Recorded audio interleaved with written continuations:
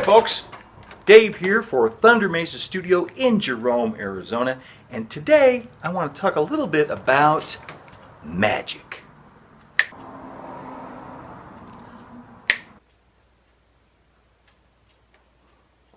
No, not that cheesy I Dream of Genie stuff.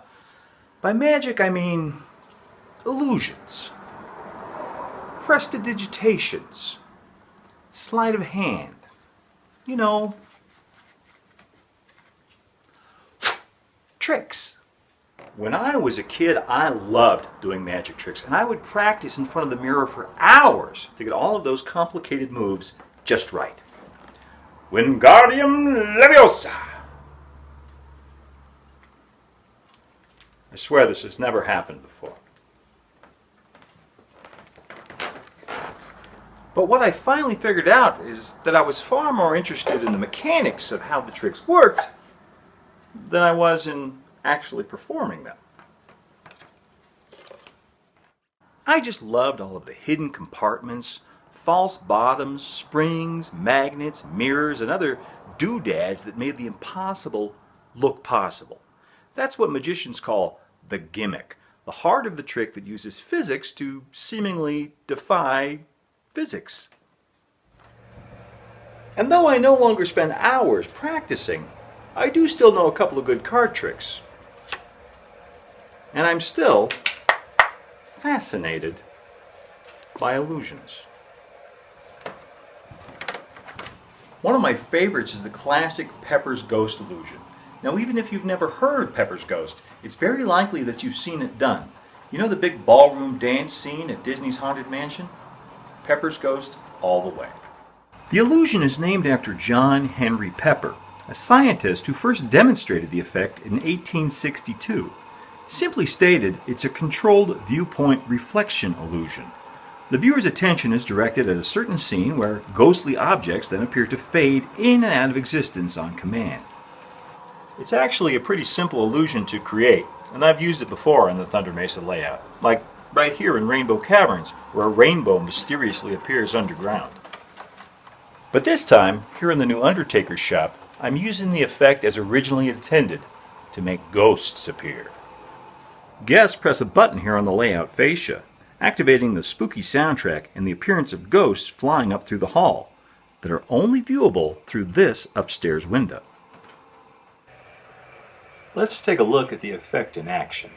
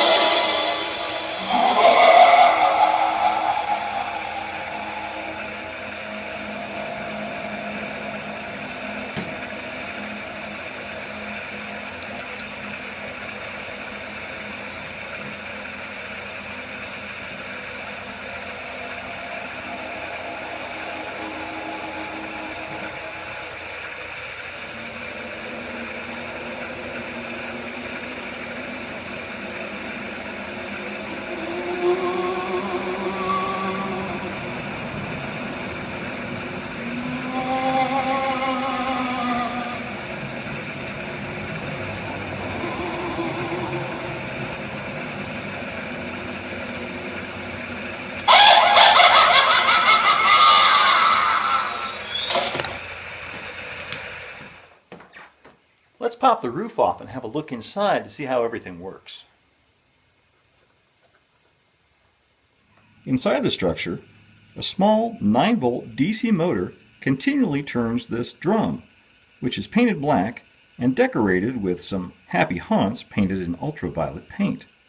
When the button is activated, this 5mm UV LED illuminates the ghosts down below.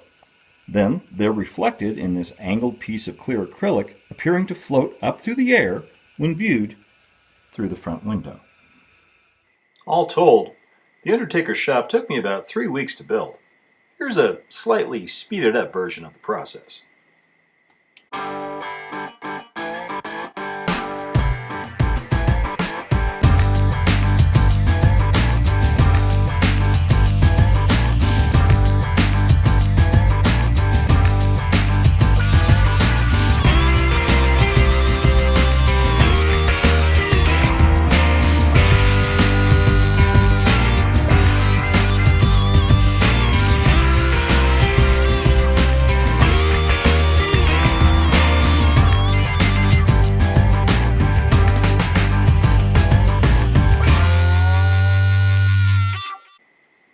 Sound effects for the Undertaker shop are controlled with this ITT Products sound module and an MP3 chip I created. They're delivered through a 2-inch 8-ohm speaker hidden just below the lab. Now there are a few more details I want to add to the Undertaker shop before I'll call it completely finished. But I also wanted to show you what's happening right here next door at Boot Hill.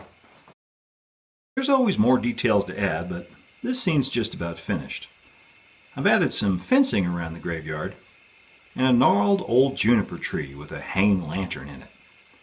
The lantern itself is a 3mm flickering yellow LED, and it's integrated right into the tree, so the wiring is hidden within its superstructure.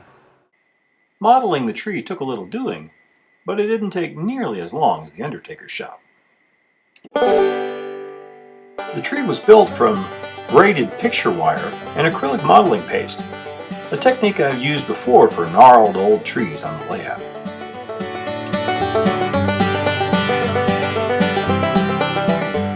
The difference this time was integrating a 3mm yellow flickering LED lantern and its associated wiring into the trunk of the tree.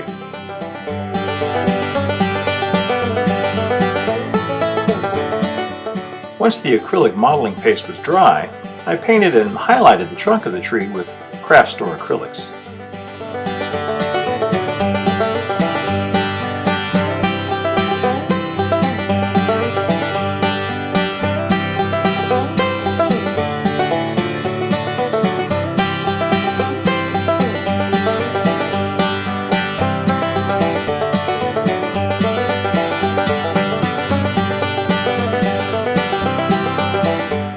Woodland Scenic's dark green foliage clumps were used to finish up the tree.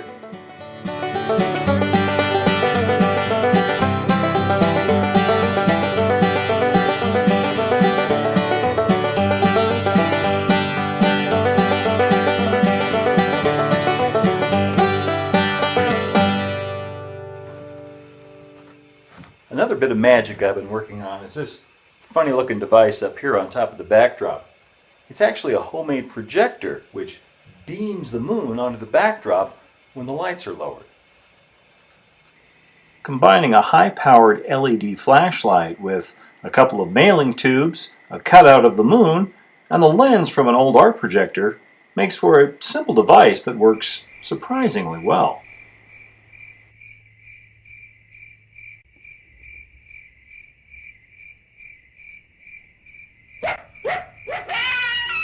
Okay, that's probably enough magic for this week. Don't forget that next Saturday, October the 7th, is our open studio and train night from 5 until 8 p.m. You can come and see night operations on the Thunder Mesa Mining Company and see all of these cool effects that I've been working on in person here at Thunder Mesa Studio. And who knows, I might even have a couple other tricks up my sleeve. Until then, thanks for tuning in. Keep moving forward. Adios for now.